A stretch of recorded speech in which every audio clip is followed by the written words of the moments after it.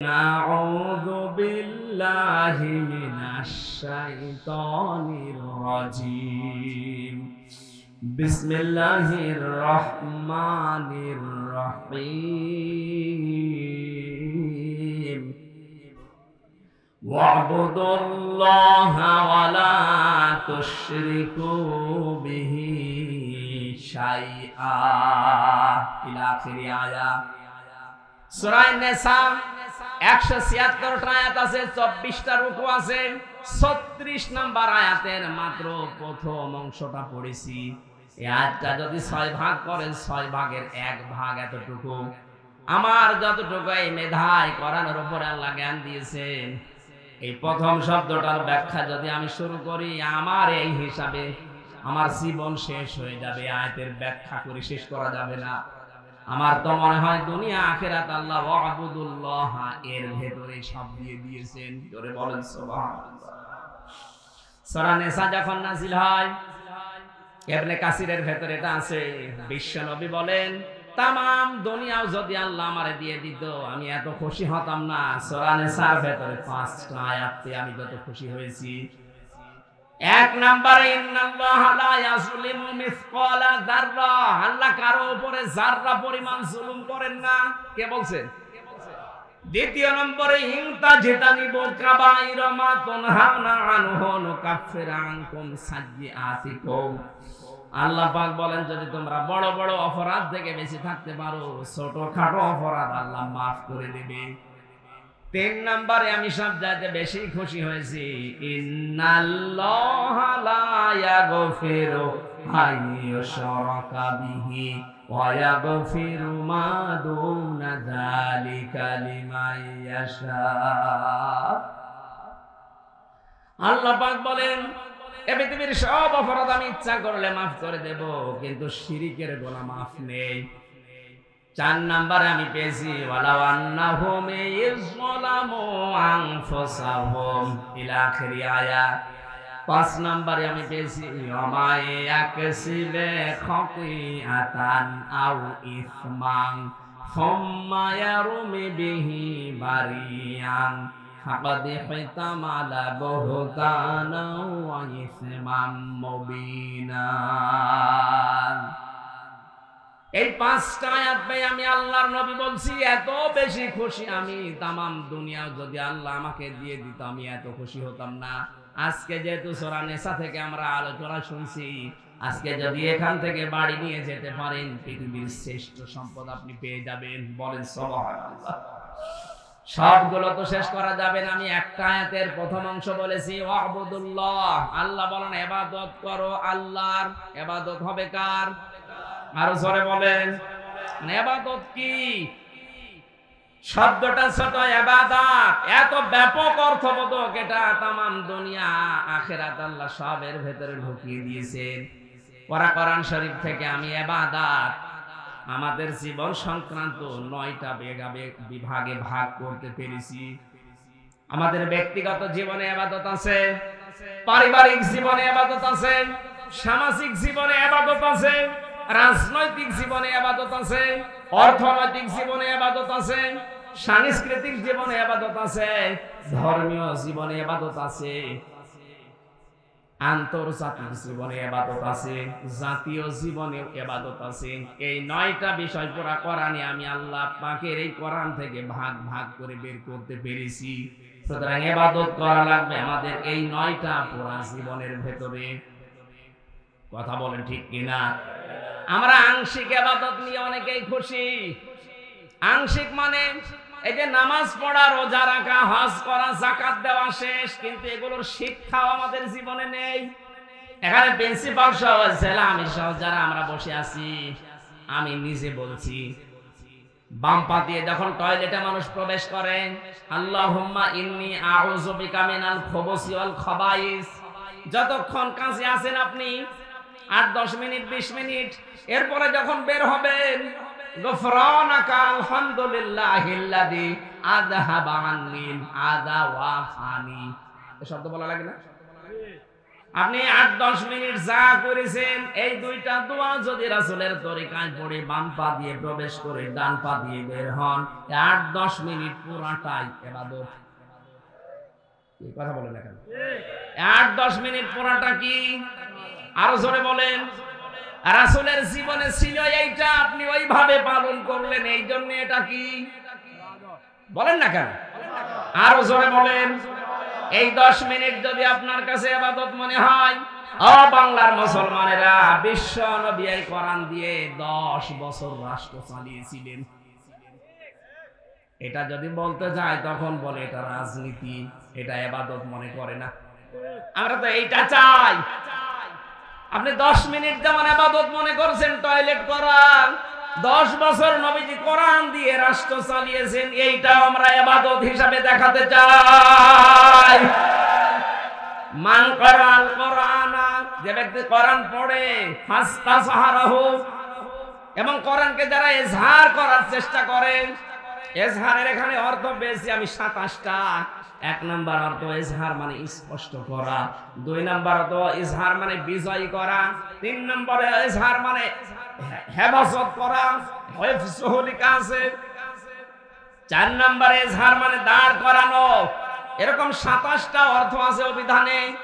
সুতরাং কোরআন যারা পড়ে এবং কোরআনকে যারা বিজয়ী করার জন্য চেষ্টা চালায়, ফাহাল্লা হালালাহু ওয়া হারামা হারামাহু, এর বর্ণিত হালালকে যারা হালাল মানে, হারামকে যারা হারাম জানার পরে ছেড়ে দেয়, আদখালাহুল্লাহুল জান্নাহ, আল্লাহ তাকে জান্নাতে দিয়ে দিয়েছে।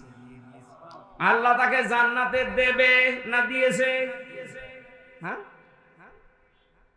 আদখালা মাসের সিগা, অথচ আমি এখনো মরিনি, আল্লাহ আমাকে জান্নাতে দিয়ে দিল কি করে? নবীর এই কথা ঠিক হয়নি? কথা বলেন না কেন? তাহলে এর বাস্তবতা কি? নবীজি কি বোঝাতে চাইলেন? সত্যি যদি আপনি কোরআনে কারিমকে এই পৃথিবীতে বিজয় করতে পারেন, দাঁড় করাতে পারেন, কায়েম করতে পারেন, পরিবেশটা এমন হয়ে যাবে হালালকে হালাল, হারামকে হারাম জানার পরে ছেড়ে দেওয়া সম্ভব হবে। আমাদের দেশে কোরআনে কারিম কায়েম নেই, এই জন্য হালালকে হালাল জানার পরে আজ আমরা আঁকড়িয়ে ধরতে পারছি না, হারামকে হারাম জানার পর আমরা অনেকে ছেড়ে দিতে পারছি না। কথা বলেন কেন? যদি আমরা পারতাম নবীজির এই কথা 100 ভাগ কার্যকর আপনি দেখতে পেতেন, পৃথিবীটা মিনি জান্নাত হয়ে যেত। আদখালাহুল্লাহুল জান্নাহ, নবীজি বলেন মনে করবা যে আল্লাহ তোমার জান্নাতে দিয়ে দিয়েছে, তার মানে জান্নাতের একটা পরিবেশ আপনি নিজের চোখে দেখতে পেতেন। সুবহানাল্লাহ বলতে পারেন না? সুতরাং কোরআন যদি ইজহার হয়, কায়েম হয়, বিজয়ী হয়, তাহলে এই দেশের ভিত্তিক যে ব্যাংকগুলো থাকবে, ব্যাংক থাকবে কিন্তু ইসলাম দিয়ে। কথা বলে না কেন? কিন্তু এই চোরগুলো, এই ডাকাতগুলো, এই সন্ত্রাসী, এই কোলাঙ্গারগুলো এই 15.5 বছরে ইসলামী ব্যাংক নামে অর্থনীতি যে চলতো, ওরা পুরা ফকলা করে ফেলেছে। একদর বেশি টাকা খেয়েছে, 34-36 হাজার কোটি টাকা। এস আলম খেয়েছে 50 কোটি টাকার উপরে। এত টাকা যদি এক ব্যাংক থেকে নিয়ে যায়, সে ব্যাংক থাকে কি? অথচ এটা যে একটা ইবাদত ছিল, দেশের মানুষ অনেকে বুঝতো না। ওই অ্যাকাউন্ট করে সোনালী, রূপালী, চৈতালি। কথা বলছেন না কেন? আপনি মুসলমান নামাজ পড়েন যেমন ফরজ মনে করে, ইসলামী অর্থনীতি মানা দরকার ছিল ওই রকম মনে করে। এই জন্য আপনার উচিত হবে লেনদেন যদি করেন, কারবার যদি করেন, ইসলাম যেখানে অন্তত আছে সেখানে কিছু না হলেও কিছু করা দরকার। যদি বলেন ওরাও তো খায়, হ্যাঁ খায়, কারণ এই দেশের সুদ ভিত্তিক অর্থনীতি যতদিন পর্যন্ত যাকাত ভিত্তিক অর্থনীতি রাষ্ট্রীয় ভাবে কায়েম না হবে, কোন ফেরেশতাও যদি এসে ব্যাংক দেয়, সে তার ওষুধ খাওয়া লাগবে, পারবে না সে। এই জন্য যতদিন পর্যন্ত এটা কায়েম না হচ্ছে, ততদিন এরা তো চেষ্টা চালিয়ে যাচ্ছে। এখানে এই ব্যবস্থা আছে, আপনি যদি একেবারেই সুদ খেতে না চান, সে ব্যবস্থা আছে, কিন্তু আপনি তো ছাড়বেন না। আপনি নেন, সুদের টাকা যদি নেন, এই টাকা নিয়ে আসবেন, নিজের আসল টাকা রাখার পরে ওই সুদের টাকা সওয়াবের নিয়ত ছাড়া মানুষকে দিয়ে দেবেন। কথা বুঝতেছেন? তারপরও হাতে পায়ে ধরে বলি, ইসলামী অর্থনীতি এটা ইবাদত। এটা এই দেশে সিটে ফোটা হলেও আছে ইসলামী ব্যাংকের ভেতরে। সুতরাং ইমানের দাবি অনুযায়ী আমাদের এখন কাজ কারবার করা দরকার ইসলামের সাথে। আর যেখানে 100 ভাগের 100 ভাগ সুদ, আপনি সেখানে দৌড়িয়ে যান। ইবাদত আল্লাহর হচ্ছে না আমাদের, আমি সহ যারা আছি আমরা ইবাদত করতে চাই কার বলেন তো? আরো জোরে বলেন কার? ব্যক্তিগত জীবনের ইবাদতটা কি? আকুলু লিন্নাসি হুসনা, মানুষের সাথে যে কথা বলবেন, ব্যক্তির সাথে যদি কেউ হাসি মুখে কথা বলে, এটা একটা সাদকা দেওয়ার সওয়াব হয়। অথচ ব্যক্তিগত জীবনের ইবাদতটাকে আমরা দুনিয়ার কাজ মনে করে ছেড়ে দেই। এই পৃথিবীতে যারা সত্যি ইবাদত ব্যক্তিগত জীবন থেকে আন্তর্জাতিক জীবন পর্যন্ত করছে, আমি নিজে দেখেছি তাদের জীবনটা কি হাসি মুখে কথা বলে তারা, অথচ তারা সবচাইতে বড় বিপদে আছে। আপনি দেখেন না, একটু জিন্দা মানুষ মনে হচ্ছে, জান্নাতি মানুষ, চেহারা দেখলে আল্লাহর কথা মনে পড়ে। ডাক্তার শফিকুর রহমান, নাম ধরা ঠিক না, তারপর আমি শিক্ষার জন্য বলছি, লোকটারে দেখলেই কেন জানি আল্লাহর কথা হঠাৎ মনে হয়ে যায়। কথা বলছেন এখানে? আর এই যে পাশের যারা কি ব্রাহ্মণবাড়িয়া আর আল্লাহর এক ওলি ছিল আনিসুল হক, পরে দেখলে আল্লাহর কথা কোনোদিন আপনার মনে হয়েছে? পরে দেখলে আমার মনে হয় একটা টাটকা নির্ভেজাল শয়তান। আমি তো জীবনে শয়তান দেখিনি, ওরে দেখলে আমার কেন জানি শয়তান মনে হতো। কারণ এই দেশে ইসলামকে ধ্বংস করার পেছনে যারা দায়ী তার ভেতরে ওই লোকটা আছে। বিচার ব্যবস্থা ধ্বংস করে ফেলেছে। নতুন নতুন কালো কালো আইন বানিয়ে মানুষকে বিপদে ফেলার চেষ্টা চালাতো। আল্লাহ পুরা উল্টিয়ে এখন ওই আইন দিয়ে ওদেরকে পেছে ফেলে রেখেছে। আমরা চাই ওদের বানানো আইন দিয়ে ওদের বিচার এই দেশে হবে ইনশাআল্লাহ। ট্রাইব্যুনাল যা গঠন করেছিলেন ওইটাই থাকবে, ওই নিয়মেই যদি চলেন। আমাদেরকে তো বিনা কারণে 3 বছর জেলে দিয়েছেন, আপনার পাপের কারণে এই দেশে কিয়ামত পর্যন্ত আপনার জেল হবে। এই পাশের জেলা নরসিংদী বাড়ি, এর নাম ছিল জল্লাদ শাহজাহান। ওর জেল হয়েছিল মনে হয় 100 বছরের উপরে, 140 বছর। আমার সাথে প্রথম দিন দেখা হয়েছিল, কয় বছর আছেন? 27 বছর। ও 30 বছর পর বের হয়েছিল। কয় বছর জেল আপনার? 140 বছর। আপনি 140 বছর জেল, আপনার এখন কিছু মনে হচ্ছে না?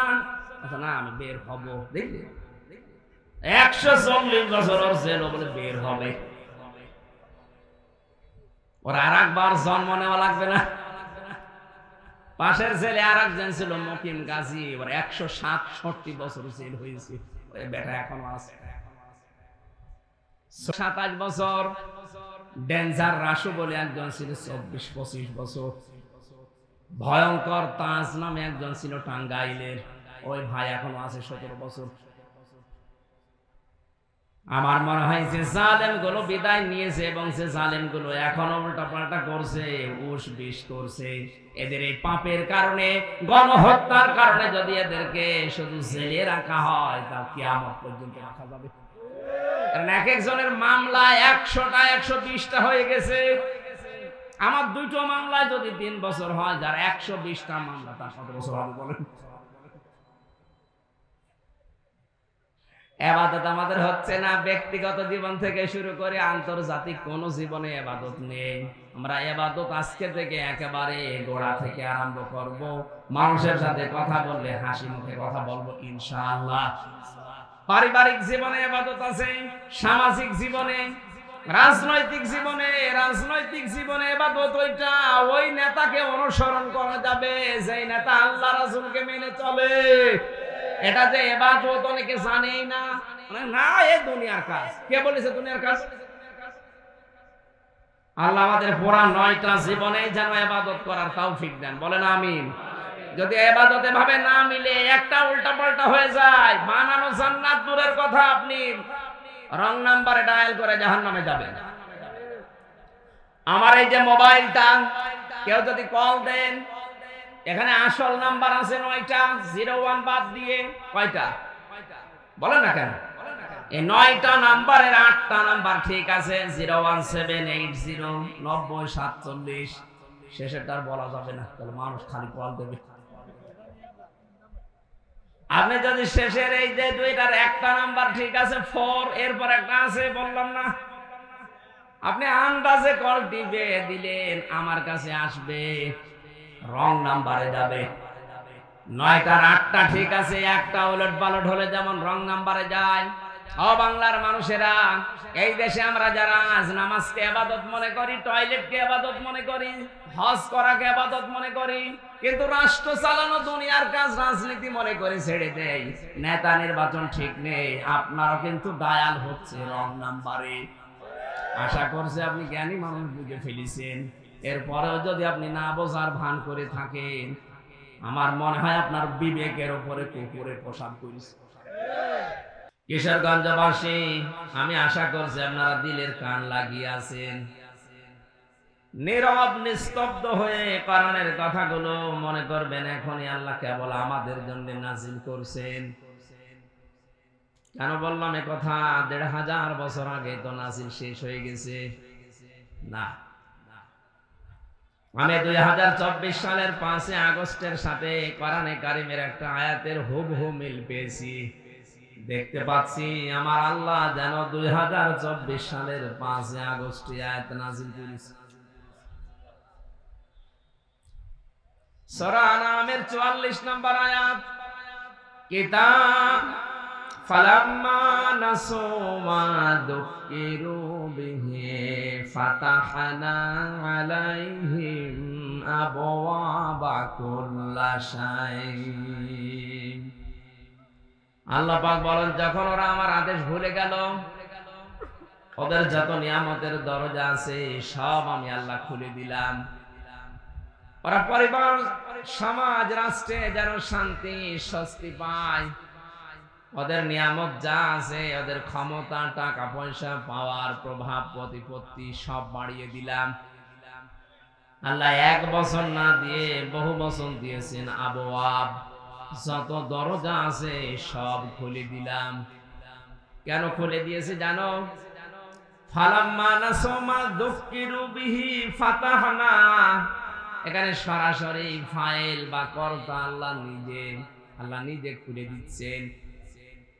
আয়াতটা পড়ার পরে চিন্তা করলাম, আল্লাহ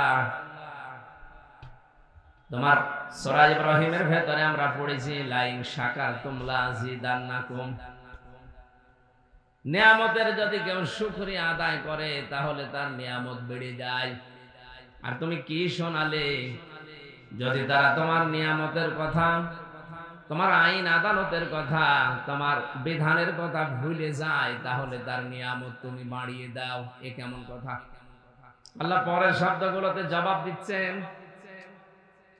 হাত্তা ইযা ফারিহু বিমা উতু, এ পর্যন্ত।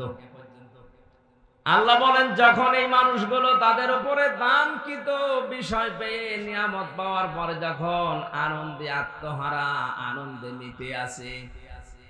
আপনি বাস্তবে মিলান তো 2006 সালের 28 অক্টোবর লঘি বয়টান তাণ্ডব দিয়ে যে দৃশ্যগুলো আমরা দেখেছিলাম, বিশ্ববিদ্যালয়ে থাকাকালীন বহু উপন্যাস পড়েছি, বহু ইতিহাস পড়েছি, কিন্তু কোনদিন আমি এই ইতিহাস পড়ি না যে জীবিত মানুষ হত্যা করার পরে তার লাশের উপরে দুনিয়ায় কেউ ড্যান্স দিয়েছে। না, আমি পড়ি। আমি তো পড়িনি, কারো কাছে গল্পেও শুনিনি, কিন্তু চোখে দেখলাম 2006 সালের অক্টোবরের 28 তারিখে একজনের নির্দেশ মতো সারা দেশ থেকে মানুষের আগিয়ে জসিম ভাইয়ের মতো জীবিত মানুষকে তারা পিটিয়ে মারার পরে ড্যান্স দিয়েছে। এটা মানালাম? কথা বলে না, এটা ঘটেছে না ঘটেনি? 7 সালের দিকে একবার সিরাজগঞ্জ থেকে যাচ্ছিলাম কুষ্টিয়ায়, বাসের ড্রাইভারের পেছনেই বসে আছি। না, এভাবে হয় না।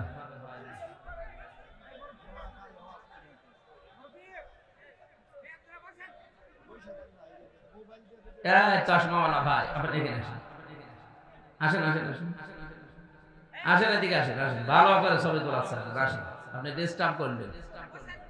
না না, এটা আপনার ঠিক হয়নি। আমি প্রথমে বললাম না এটা কোরআন শোনার পরিবেশ না, এটা কি মমতার গান চলছে? হ্যাঁ, এখানে দাঁড়িয়ে আছেন, কি করেন? কি বসুন, যে যা করছে তার জবাব সে দেবে, দেখিও কি করে। ওর যদি এতটুকু কমন সেন্স না থাকে তো আমার মনে হয় ও মনে হয় ওই রকম, ওরে ওই পাঠিয়ে দেওয়া দরকার ওই মায়ের কাছে, বুবুর কাছে। ওয়াম্মা মান খাফফাত মাওয়াজিনুহু ফাউম্মুহু হাবিয়া, কিয়ামতে যার ওজনের পাল্লা হালকা হবে তাকে তার মায়ের কাছে পাঠানো হবে। এখানে মা মানে জাহান্নাম, মা মানে কি বলেন না কেন? কেন আল্লাহ জাহান্নামের কথা দিলেন, মায়ের কথা কেন দিলেন বলেন? তাফসিরে মুফাসসিরিন ইকরাম লিখেছেন পৃথিবীর সবচাইতে নিরাপদ জায়গা হচ্ছে মায়ের কোল। একটা মানুষের জন্য সবচাইতে নিরাপদ জায়গা কোনটা? মায়ের কোলের উপরে নিরাপদ জায়গা আছে? এখনো যারা বিশৃঙ্খলা করছেন তাদের নিরাপদ জায়গা আপনার মায়ের কোল। উনি যখন পালিয়েছে আপনারা চলে যান। আমি এর নিচে আর নামতে পারলাম না। এরপরও যদি কেউ ডিস্টার্ব করেন আমি জানবো যে আসলে আপনি। বাসের ড্রাইভার দেখলাম একটা কুকুর পড়ে আছে রাস্তার মাঝে, মাঝখান দিয়ে চালিয়ে দেবে না, উনি পাশ দিয়ে ঘুরে গেল, গাড়িটা একটা ঝাঁকি দিয়েছে। ড্রাইভারকে বললাম আপনি কি করলেন, এখন তো গাড়ি উল্টিয়ে যেত। ড্রাইভার আমারে বলছে হুজুর দেখেন না একটা কুকুর পড়ে আছে, মরা কুকুর, ওরে মারলে কি আর না মারলে কি? ড্রাইভার আমার দিকে ঘুরে বলছে হুজুর আপনি কি আসলে হুজুর? আপনি কেমন হুজুর?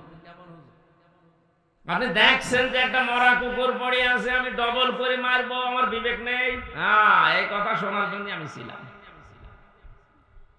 একটা মরা কুকুর পড়ে আছে, আপনি ডবল করে তারে মারতে পারেন না, কারণ আপনার বিবেকে বাধা দিচ্ছে। কিন্তু আমার এই সোনার বাংলাদেশে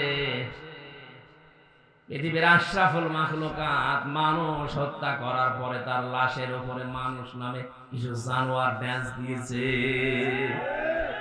এরা মানুষ বলা যায়? ওদের বিবেকই মরে গেছে।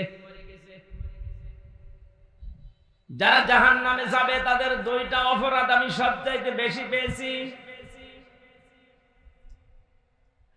কোরআনে কারিমের সূরা মুলকের 10 নম্বর আয়াতে আল্লাহ এই তথ্যটা দিয়েছেন। জাহান্নামের ফেরেশতা দারওয়ান মালিক জিজ্ঞাসা করবে কেন আসলে জাহান্নামে?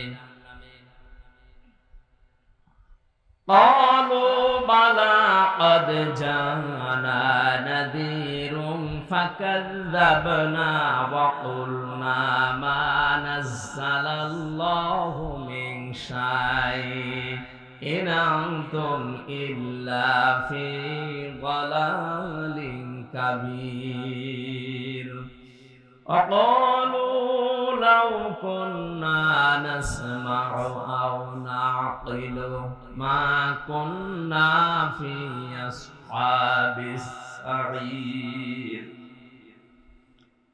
ফেরেশতা মালিক জিজ্ঞাসা করবে তোমাদের কাছে কি কোনো সতর্ককারী যায়নি?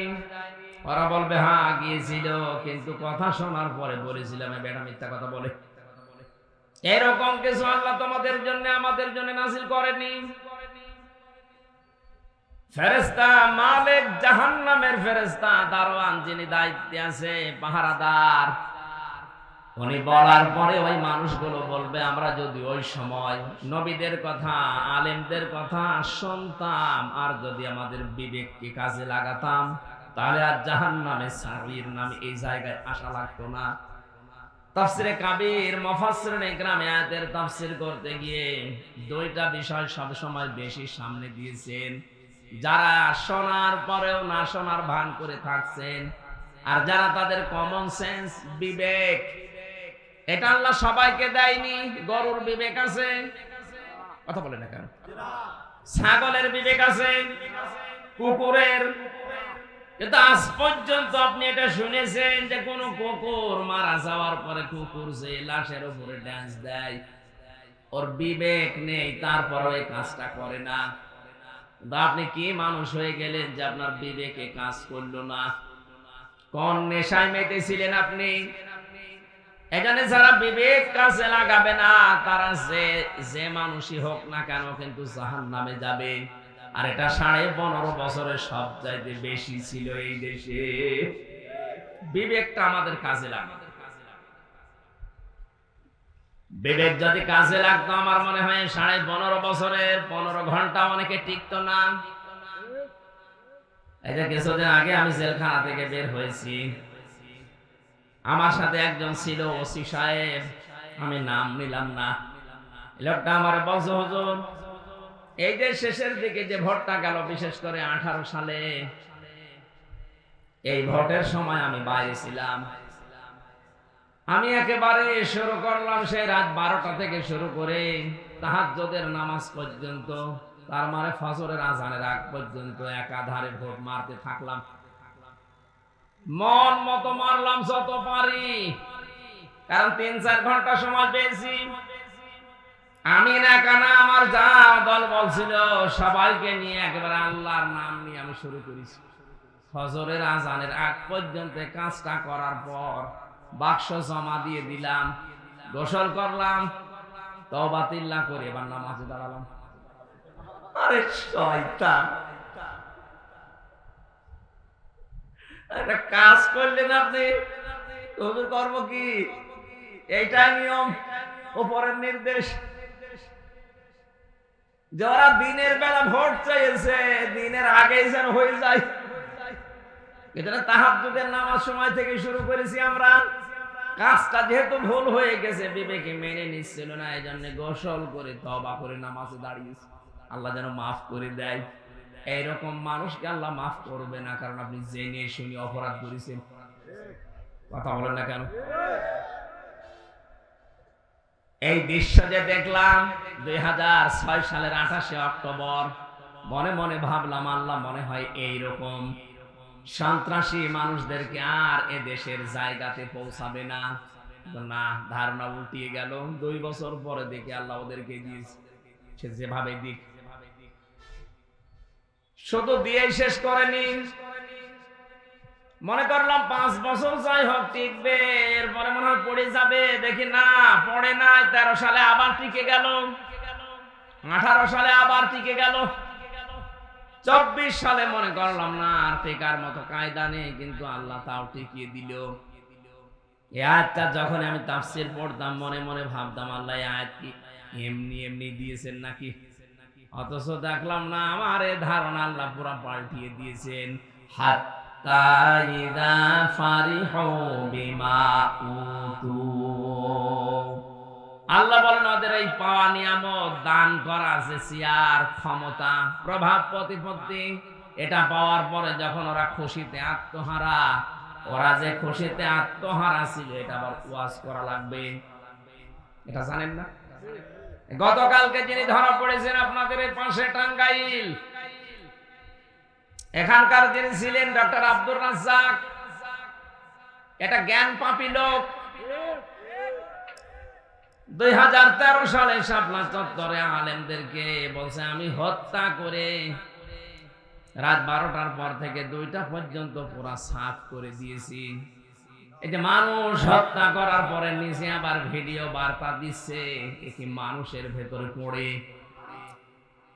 তা অহংকার করে বলছিল। আল্লাহ পাক বলেন যখন ওরা সর্বশেষ চূড়ায় পৌঁছে গেছে, আখাযনাহুম বাগতাতান, এখানে ফাইল কর্তা সরাসরি আল্লাহ। আখাযনাহুম বাগতাতান, আমি আল্লাহ নিজে তখন তাদেরকে ধরেছি।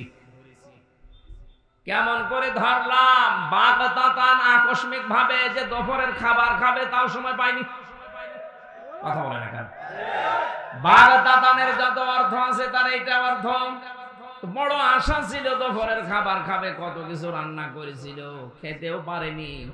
5 মিনিট সময় চেয়েছিল দেশের মানুষের জন্য কিছু বলবে, তাও সময় দেয়নি।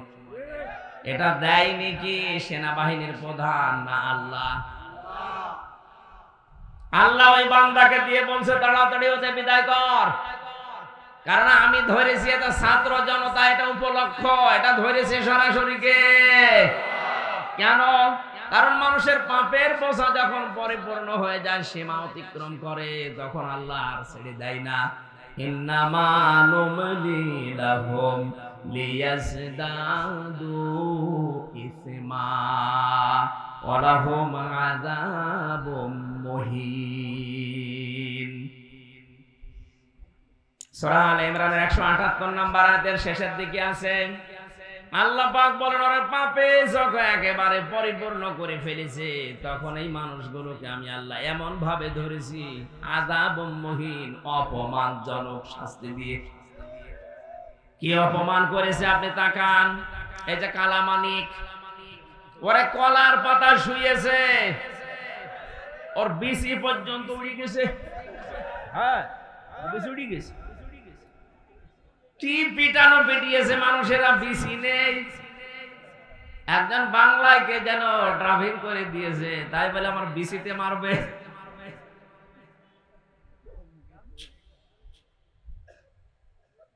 আমি এই মহিন শব্দটা ওর সাথে মিলিয়েছিলাম।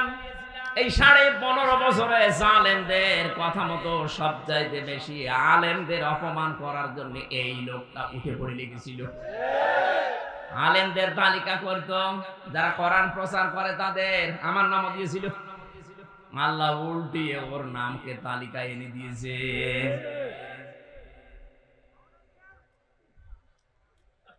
যে অবস্থা তৈরি করেছিল এই মানুষগুলো, আল্লাহ কোরআনটা সিস্টেম পাল্টিয়েছে। বাস্তবতা দেখুন, আল্লাহ বলেন এমন বাগতাতান করে ধরলাম আকস্মিক ভাবে, ফাইদাহুম মুবলিসুন, এই মানুষগুলো হতাশ হয়ে গেছে। হতাশা, কালো চিহ্ন তাদের প্রত্যেকের চেহারার ভেতরে আল্লাহ ভাসিয়ে তুলেছে। তার প্রমাণ এই যে এই দরবেশটা, এত বড় বড় সাদা দাড়ি, দাড়ি কেটে নম হয়ে গেছে।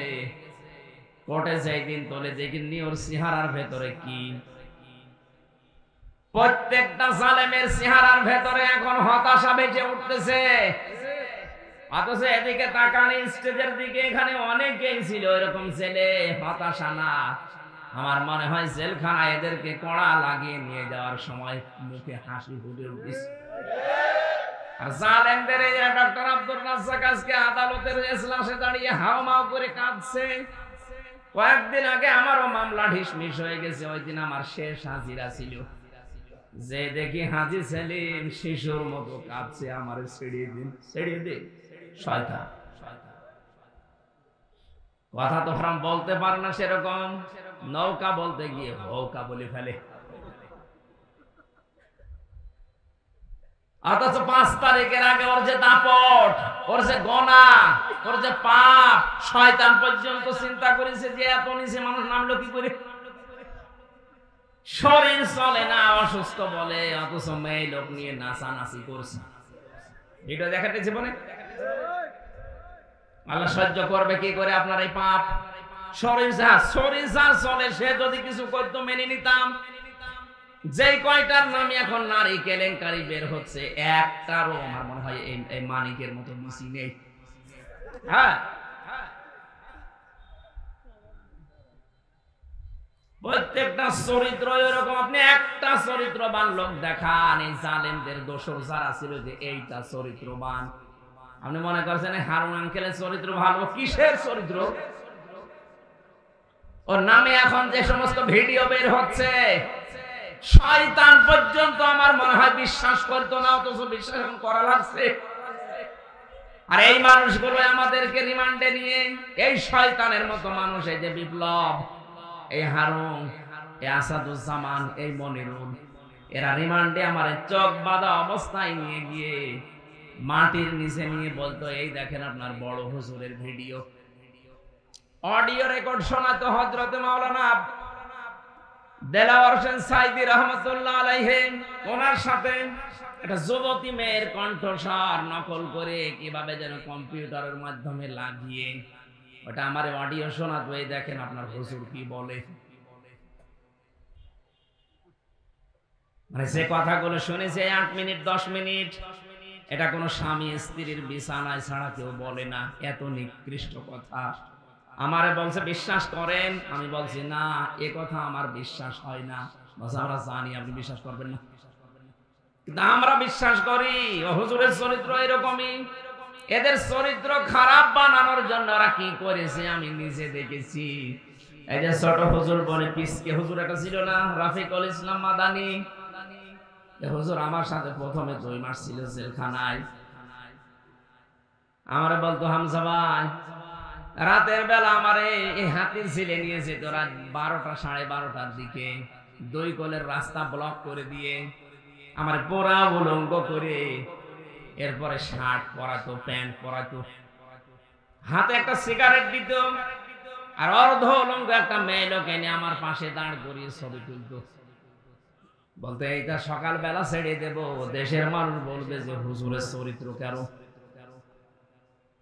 ছোট মানুষ এমনিতে, হ্যাঁ আসলে ছোট মানুষ, বয়স যাই হোক, আমার যে পর্যন্ত আমার হাওমা করে কাটাকাটি অবস্থায় বলেছে হামজা ভাই, আমি তখন এত অসহায়, এক এসআইকে ডাক দিয়ে বললাম ভাই আপনারা যা করছেন এটা কি হারুন সাহেব জানেন? জানেন আমার, উনি তো করাচ্ছে। কত নিচে নেমেছিল মানুষেরা, আল্লাহ ওইদেরকে এত নিচে নামিয়েছে। বলছে ওই সময় আমি বরদোয়া দিয়েছি, আল্লাহ তোমার এই ছোট্ট গোলামের সাথে ওরা যা করে তুমি তো দেখতে পাচ্ছ, আমি এই মজলুম অবস্থায় বরদোয়া দিলাম, আল্লাহ তুমি হারুনকে দেখো। আল্লাহ ঠিক দেখেছে, এমন অবস্থা করে দিয়েছে 3 ইঞ্চি। ওরা কিশোরগঞ্জের বদনাম করে ফেলেছে। কথা বলে না কেন? কয় ইঞ্চি বলেন তো? হ্যাঁ, সারা দুনিয়া জানে। এমনকি মেয়ে লোক জিকির করছে দেখলাম 3 ইঞ্চি 3 ইঞ্চি। এত নিচে আল্লাহ নামাতো না, আলেমদের বিপক্ষে যাওয়ার কারণে আল্লাহ এত নিচে নামিয়েছে। এই মালায়ন বিপ্লব, এটা ধরা পড়বে, এটাও আছে, এটাও দেখবেন 2-1 দিন পরে বের হবে। আমার মনে হয় এর যদি জনগণ পায় পিটিয়ে ভর্তা বানিয়ে ফেলবে। শয়তানের কথাবার্তা ছিল উল্টা পাল্টা।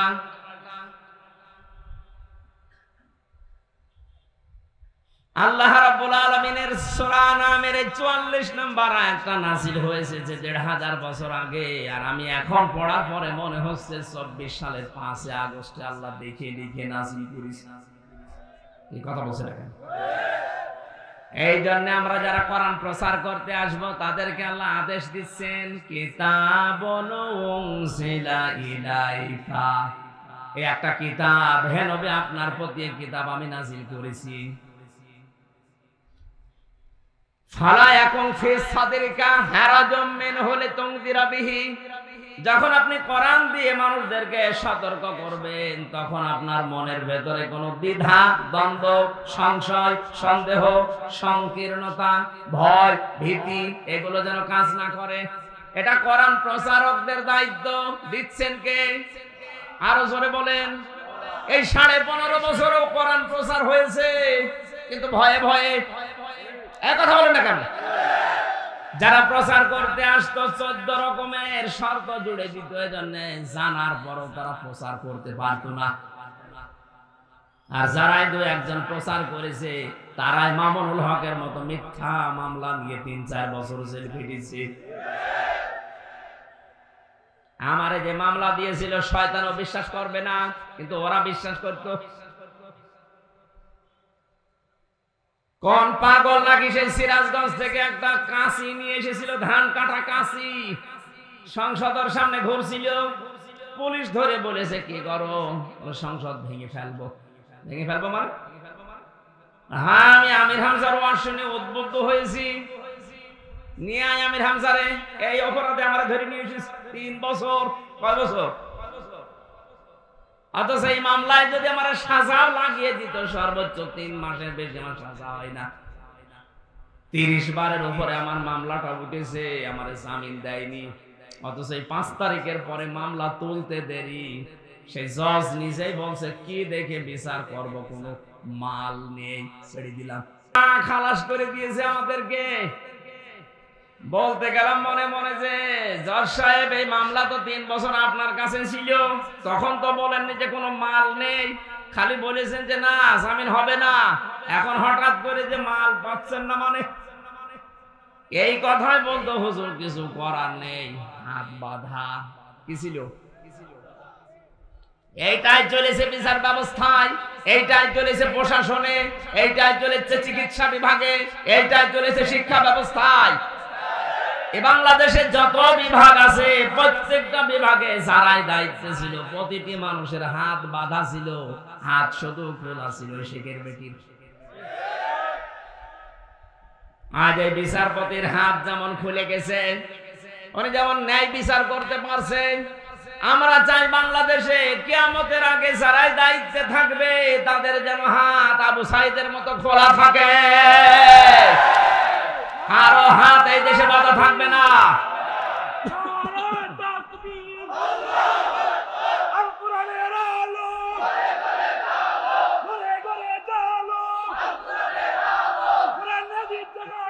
আলহামদুলিল্লাহ। ইসলামের শত্রুরা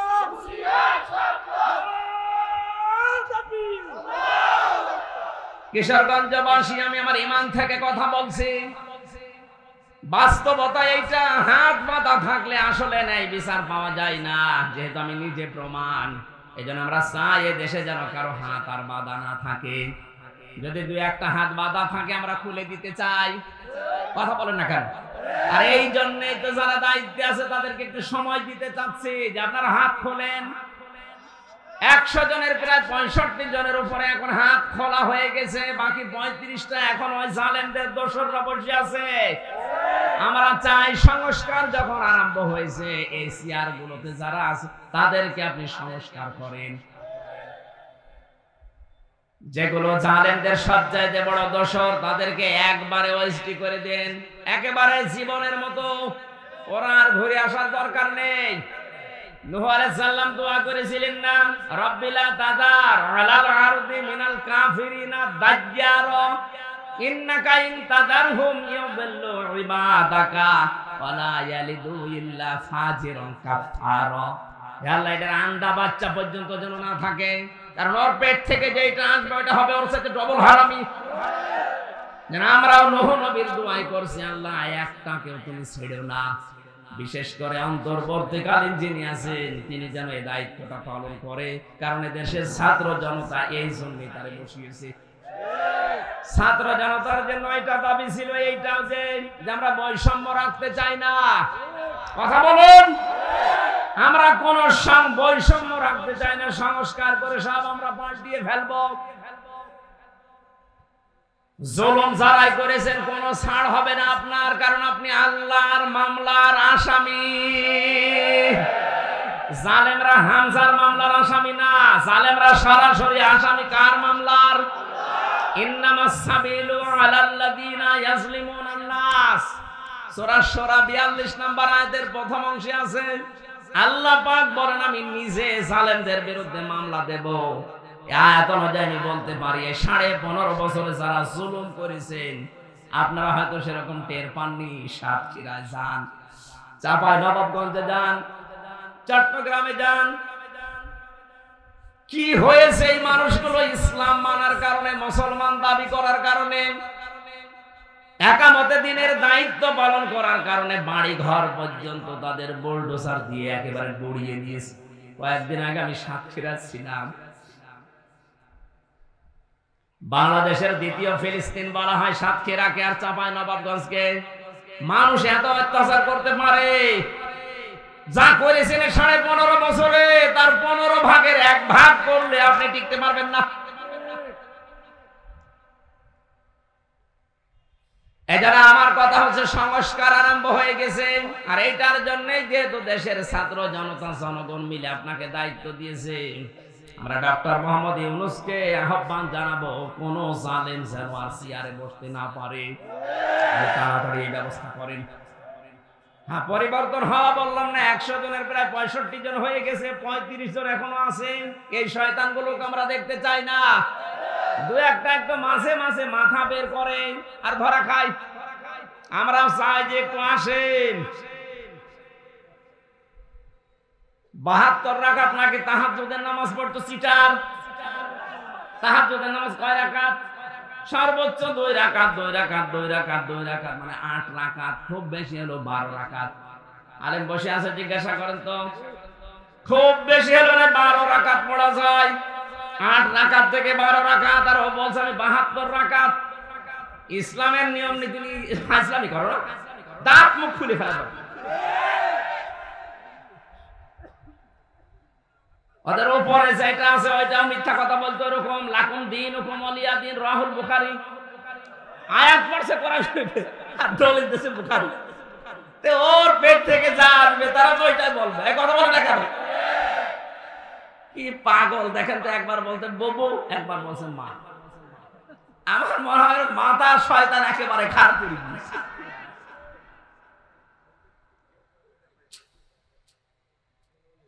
সংস্কার আরম্ভ হয়েছে, আমরাও চাই সংস্কার হোক। ওদেরকে আমরা সময় দিচ্ছি এই কারণে, তাছাড়া রাষ্ট্রীয় ক্ষমতায় ওনারা বসে থাকবে কিয়ামত পর্যন্ত না, আমরা এটা চাই না। বাংলার জামাতের আমির যিনি ডাক্তার শফিকুর রহমান ঘোষণা দিয়েছেন আমাদেরকে যে ওনাদেরকে আমরা যৌক্তিক এবং সম্মানজনক একটা সময় দিতে চাই। ওনারা সংস্কার করে পরিবেশটা এমন ভাবে নিয়ে তৈরি করুক যেন দিনের ভোট আর রাতি হয়ে না যায়। আবার যদি এইভাবে নির্বাচন দেন দিয়ে দিল কি হবে? শয়তান তো এখনো কিছু আছে নেই, বলেন। কোরআনের কথা যখনই মানুষকে আপনি বলতে যাবেন, অনেক মানুষ এমন আছে, হারজনের ব্যাখ্যা, অনেক মানুষ এমন আছে তারা আপনার কথা, আল্লাহর এই কথাগুলো না বোঝার কারণে মন খারাপ করতে পারে, এরকম মানুষ আছে। দ্বিতীয় নম্বরে, আবহমান কাল থেকে এমন এমন নিয়ম নীতি ইসলাম মনে করে বাংলাদেশের মানুষেরা মানবে, আপনি কোরআনের কথা বলতে গেলে ওইগুলো টিকবে না, এমন ইসলাম এদেশে নেই। এই কথা বলে না কেন? এই যে পীর পূজা, মাজার পূজা, এগুলো ইসলামে আছে? বলেন। আজকের তেলাওয়াতকৃত আয়াতে এই কথাগুলো আছে। কোরআন দিয়ে বলতে গেলে ওই সমস্তটা টিকবে না। তখন ওই মানুষ যারা ব্যবসা করে খাচ্ছে মাজার বানিয়ে, তারা আমারে দাওয়াত করে খাওয়াবে। একবার ঝিনাইদহ গিয়েছিলাম, এক পীরের দরবার, আমি জানতাম না, আমারে নিয়ে গেছে এক বড় ভাই। যে দেখি পীর সাহেবকে মহিলারা পর্যন্ত সেজদা দিচ্ছে, মেজাজ গেল খারাপ হয়ে। আমার বলছে হুজুর শিরিক এ বিষয়ে কথা বলেন। শিরিক কত প্রকার, কে কি শুরু করলাম? শিরিক বিল জাত, শিরিক বিল সিফাত, শিরিক বিল ইখতিয়ার, আর শিরিক বিল হুকুক। এই 4 নাম্বার হুকুক, যেটা আল্লাহর হক, আল্লাহ বাদে সেজদা পাওয়ার হক দুনিয়ায় কারো আছে? ওইটা দেখে দেখে যখন আরম্ভ করেছি, পীর সাহেব ওখান থেকে চিল্লাচ্ছে, ওরে তাড়াতাড়ি নামা, আমার দরবার গেল, তোর দরবার আজকে তুলে দিয়ে যাব। এরকম দরবারের ব্যবসায় যারা আছে, বাবা মরে গেলে আস্তে করে চেয়ারে বসে উনি গদ্দিনসীন পীর, ওটা গদ্দিনসীন শয়তান। কোথায় পেয়েছেন এটা নিয়ম নীতি? বাংলাদেশে 48,000-এর উপরে পীর, শুধু একটা দরবার আমার দৃষ্টিতে আমি পেয়েছি, চট্টগ্রামের মরহুম মাওলানা আব্দুল জব্বার রহমতুল্লাহ আলাইহি বায়তুশ শরফে। উনি মারা গেলে ওনার ছেলে পীর হবে না, এই নিয়ম নীতি ওখানে নেই। ওনার পরে শাহ মাওলানা কুতুবউদ্দিন রহমতুল্লাহ আলাইহি ছিলেন ওই দরবারের দায়িত্বে। আমরা চাই ইসলাম এইরকম নিতে। খলিফাতুল মুসলিমিন হযরত ওমর ইন্তেকালের আগে বলেছিলেন, আমি মারা যাওয়ার পরে আমার ছেলে যেন চেয়ারে না বসে। আব্দুল্লাহ, সাহাবীদের ভেতরে যাকে যোগ্য মনে করো তাকে বসিয়ে নিও, কিন্তু আমার ছেলে যেন না বসে। ও বাংলার মুসলমানের একটা রেকর্ড হচ্ছে, তামাম দেশে কালকে যাবে ইসলামী এটার নাম। কথা বলেন না কেন? অনেকে বলতে পারতেন না আমি মরণের পরে আমার ছেলেকে বসিয়ে দিও, কারণ সব দিক থেকে হযরত ওমরের ছেলের যোগ্যতা সম্পন্ন ছিল। তারপরেও তিনি বলেছেন না, আমার ছেলে যেন না বসে, কারণ মানুষ আবার কথা তুলবে, ওমর মারা গেছে ছেলেকে বসিয়েছে। তা আপনারা ইসলাম কোথা থেকে নিয়েছেন আমি তো খুঁজে পাই না। বিশ্ব নবী যদি বলতেন আমার পরে আমার চেয়ারে বসবে, আমার ইন্তেকালের পরে আমার মেয়ে ফাতেমা, কেউ নিষেধ করত? কথা বলেন না কেন? কয় তিনি তো বলেননি। আপনি কি একটা দল গঠন করেছেন যে আপনি মারা যাওয়ার সঙ্গে সঙ্গে আপনার ছেলে বসে পড়ে, আপনার মেয়ে বসে পড়ে? কথা বলেন না কেন? খালি উল্টা পাল্টা ফতোয়া দেন যে আকীদা ঠিক নেই, আর আকীদা ঠিক নেই। আপনার কিসের আকীদা আছে? বাপ মরে যায়, আপনি আস্তে করে গদ্দিন হোসেন পীর হয়ে যান। যাদের বলেন আকীদা ঠিক নেই তাদের দিকে তাকান তো। জীবনে যদি এই দলের ভেতরে আপনি একটা প্রমাণ দেখাতে পারেন যে কেউ পদ চেয়ে নিয়েছে, আমি জীবনের মতো মাহফিল বন্ধ করে দেব। বলেন। এই যে লোকটা বসে আছে জিজ্ঞাসা করেন, জোর করে দায়িত্ব দেওয়ার আগে তারপরও কান্নাকাটি করে নিতে চায় না, আর ওদের দায়িত্ব নেওয়ার জন্য মারামারি হয়। আপনি এরপরও ইসলাম বলছেন না। ইসলাম নেওয়া লাগবে রাসূলের কাছে, সাহাবীদের কাছে। কথা বলেন না কেন? এটা একটা দায়িত্ব, হিসাব দেওয়া লাগবে কিয়ামতে। উনি মারা যাবে, আস্তে ওনার মেয়ে বসে বলবে আমি এই দায়িত্বে আছি। কোথায় পেয়েছেন? এর নাম ইসলাম না। সুতরাং ইসলামে যেটা নেই আমরা ওই দল মানি না, ইসলামে যেটা নেই আমরা ওই পীর মানি না।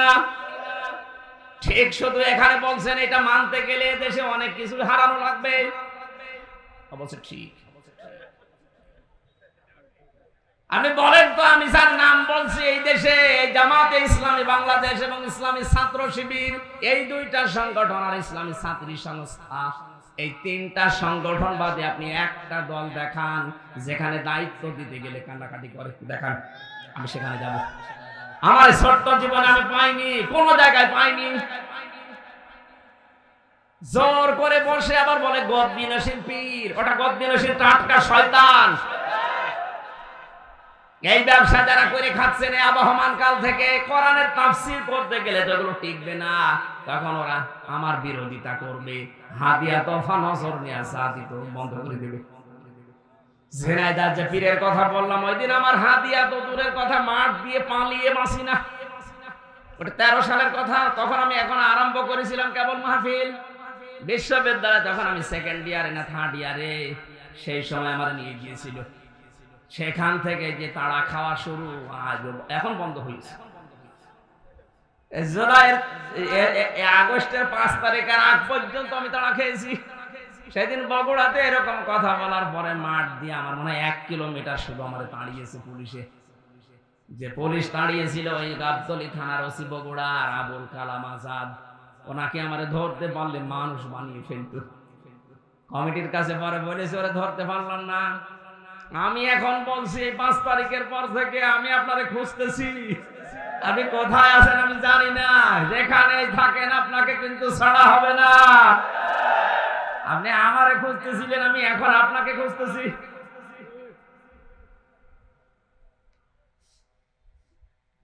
এই জন্য হারাসনের ব্যাখ্যা আমরা যারা করতে আসবো কোরআন প্রচার, তাদের উচিত হবে সামনে যারা আছে না বুঝে মন খারাপ করবেন না, আগে দেখেন আল্লাহ কি বলতে চাই। বলেন তো আমি একটা আমার বাবার কথা বলেছি? যদি বলতাম এখানে যে প্রিন্সিপাল বসে আছে আমার ছেড়ে দিত। হারাজনের দ্বিতীয় ব্যাখ্যা, বানানো ইবাদত যারা ইসলাম মনে করে পালন করছেন, কোরআন তাফসীর হলে এগুলো টেকে না, তখন ওরা মন খারাপ করে, ওরা বাধা দেয়, বিরোধিতা করে, এমন এমন কথা বলে যে বলে হুজুর পীর মানে না। পীর মানে না মানে? পীর মানে উস্তাদ, পীর মানে শিক্ষক, পীর মানে মুআল্লিম। আপনি যেটা জানেন না ওনার কাছে জেনে নেবেন, এতটুকুই শেষ। ওর গা পা টিপা লাগবে, বউ দিয়ে দেয়া লাগবে, কোথায় পেয়েছেন? সুতরাং আমরা কোরআন যারা প্রচার করতে আসি আমরা যেন ভয় না পাই, কোন সংকীর্ণতা, দ্বিধা, দ্বন্দ্ব, ভয়, ভীতি, সংশয়, সন্দেহ এগুলোর ঊর্ধ্বে থেকে কোরআন প্রচার করা লাগবে। আর আমরা সেই মন নিয়ে বসেছি।